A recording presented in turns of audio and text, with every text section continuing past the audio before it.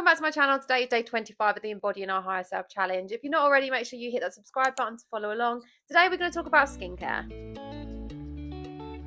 Now, when I think of my higher self, I think of somebody that has a good skincare routine and looks after herself well. We want to be aging gracefully, and that means taking care of our skin today, making sure that we have got the right skincare, the right serums, the right moisturizers, the right SPF for us. I want to be aging gracefully, and that means taking care of my skin now in order for it to still be youthful as I get older. I have a very dry skin type, so I have found a good moisturizer, but when it comes to serums, I know that I need to go out and actually get some advice on where I need to go with my skincare, what I need to be buying, and what is going to work well for my skin. If you have any tips for dry skin types, please leave them in the comments below so I can look into them. But otherwise, if you are not sure about your skin type either, then this is something that we might need to go and actually speak to a professional about and get looked into, so we know that the right skincare we are using is going to be correct for our skin type, and we're not going to be damaging our skin, but we're actually just going to be helping it grow and keep its elasticity as we get older. Skincare is such a huge topic at the moment, so there is so many on the market to choose from, and this is why I find it actually gets harder to know exactly what we need to buy. So when it comes to buying skincare, I feel we do need help from the professionals. You can either do your own research at home and Google your exact skin type and then find the ingredients that you're going to need in order to get the best skincare. So you can go out and then look at the ingredients on the back of skincare products in the shop so you know exactly what you need to buy. Me personally, I feel like I am better off just going into a store and actually speaking to a professional about my skin type and seeing what they suggest. The reason skincare has been brought into this challenge is because we are thinking about our higher selves every single day. How are they showing up? If they are somebody that is going to be waking up and making sure they have a good morning routine, they are looking after their body, they are fueling their body correctly, they're fueling their mind correctly, then why would we not be fueling our skincare as well? Making sure that our skin is keeping to the best that it can throughout our life. When I see myself as my higher self, I see her as having a really clear routine that is suited to her and actually just works for her, that she doesn't need to be changing it every 5 minutes. She knows the products that work and her skin is just glowing every day. You may already have a really good skincare routine, which means you don't need to do anything here. But if you're not and you're like me, you don't have a good skincare routine at the moment, then this is something that we need to kind of work on and look into what could be beneficial to us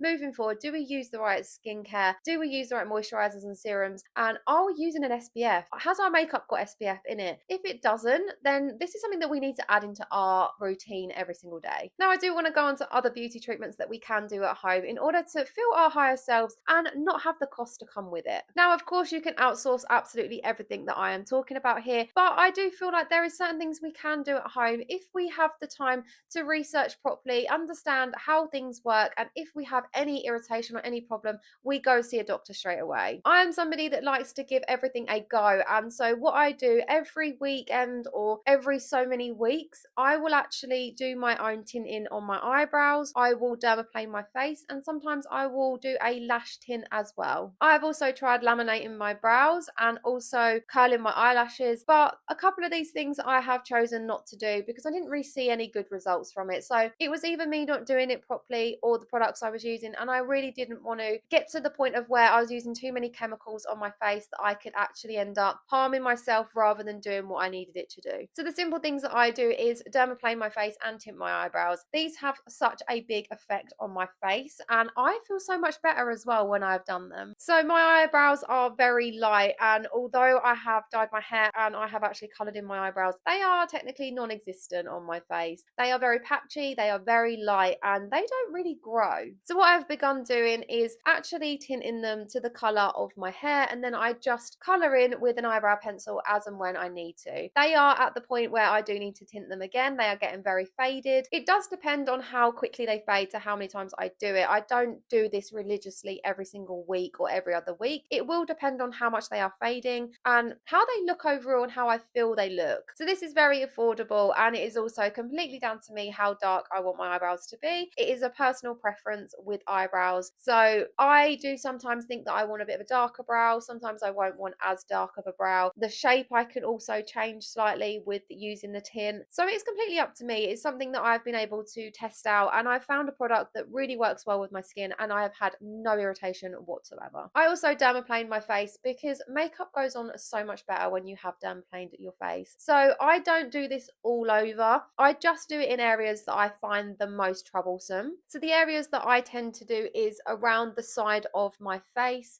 So I will do it around this area here, sometimes a little bit onto the neck where it gets a bit fuzzy, and then just around the lip area. I like to keep kind of, I suppose, the beard area of a man.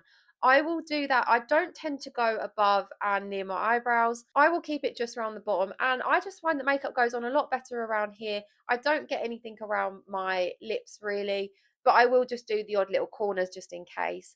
But it is mainly that area, and I find that makeup goes on a lot better. So there is little kits that you can get for dermaplaning your own face. You can just get a simple razor that's more of like a brow razor. So there's specific types for dermaplaning, and you can then just easily do this. You don't need any specific types of serums or creams. It completely depends on your skin type. So all I would say is just research for you and try out for you what works best for you. I'm not somebody that completely follows the rule when they're dermaplaning. I generally, it's more just kind of shaving my face what I do, but it has the same effect of proper dermaplaning, and it's something that I have felt has really helped me over the years when it comes to putting my makeup on and how I feel about myself in general. So all these things are personal preference, and it is completely up to you what you do incorporate into your day-to-day life. How you see your higher self is completely up to you, and it is going to be different for absolutely every single one of us. If you see yourself as somebody going and getting these procedures done by a professional, that's absolutely fine. If you see yourself doing it at home, saving yourself a bit of money and having the same good, happy result, that's absolutely fine as well. It completely depends on how you see your higher self and what things that they get done. These were just a few examples of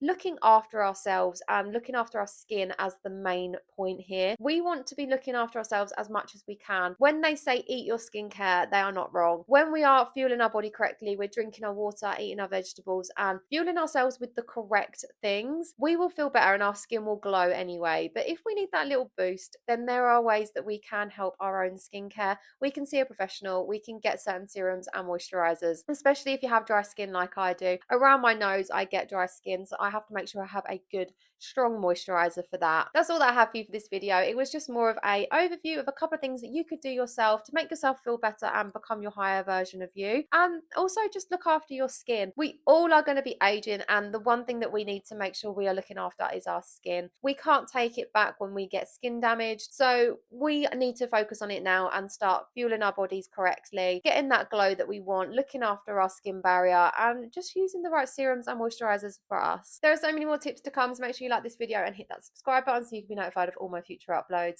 And until next time, keep manifesting your biggest goals.